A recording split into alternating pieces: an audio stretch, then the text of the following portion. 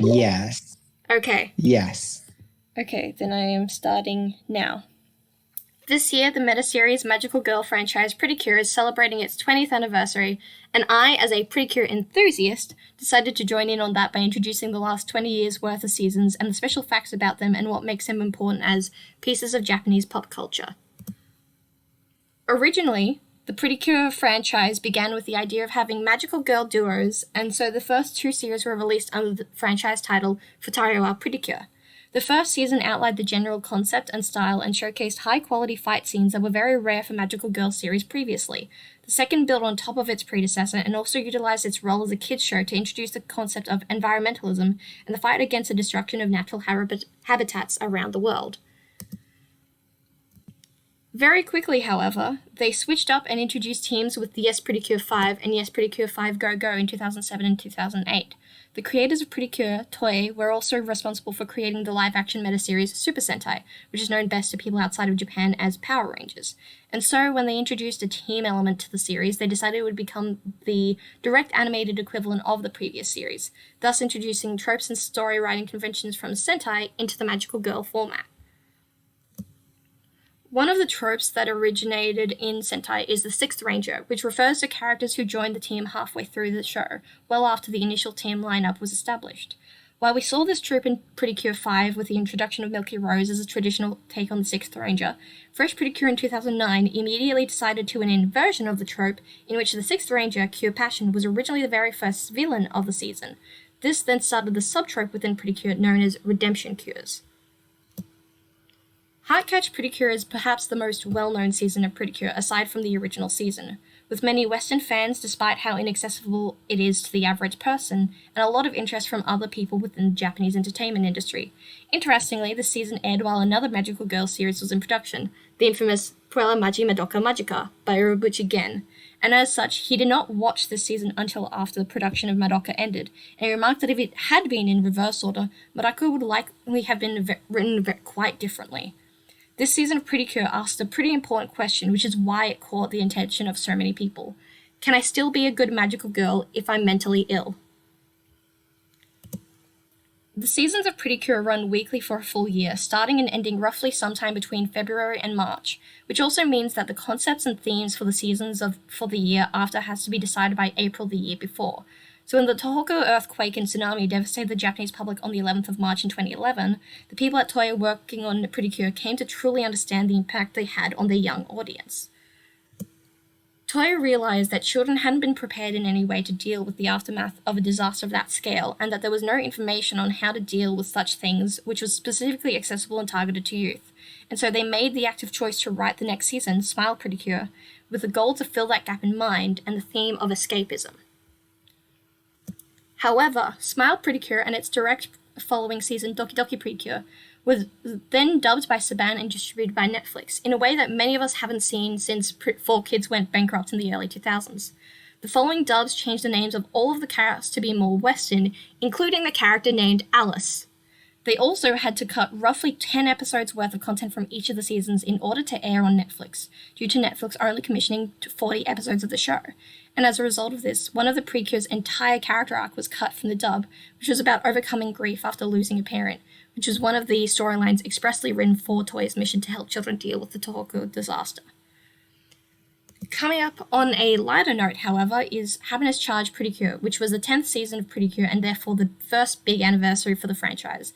As such, they decided to introduce some new concepts into this season that hadn't been seen before, including outfit changes in the presence of other original teams of Pretty Cure hailing from other countries. Following on from Happiness Charge Pretty Cure is Go Princess Pretty Cure, which, like Heartcatch, is one of the most highly rated seasons of the franchise, particularly for the international audience. If I've spoken to you about Pretty Cure before, it's almost certain that I've shown you this particular clip here from the main Cure's very first fight. Because look at her go. The next season is Maho Tsukai Pretty Cure, also known as Maho Girls Pretty Cure, and also known as Witchy Pretty Cure. And they returned to Pretty Cure's roots and brought back the initial duo of magical girls before eventually also introducing its own Sixth Ranger. Pretty Cure is an anime original media, which means there isn't a manga it's adapted from. However, there has been official manga adaptations of various seasons made in retrospect.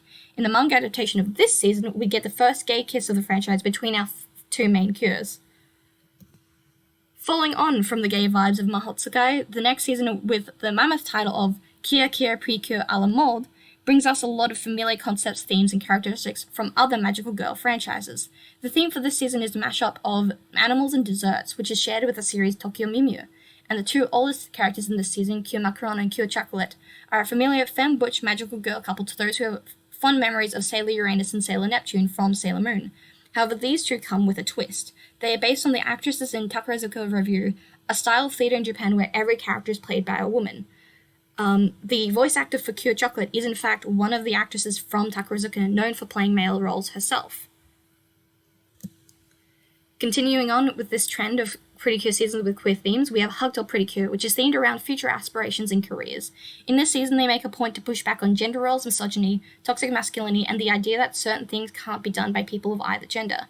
We also get our first glimpse of a male Pretty Cure in the form of Henry Amamiya, who confronts these issues head-on, and who brings a certain kind of I can fix him energy to his relationship with one of the other male characters who tends to enforce gender roles the most.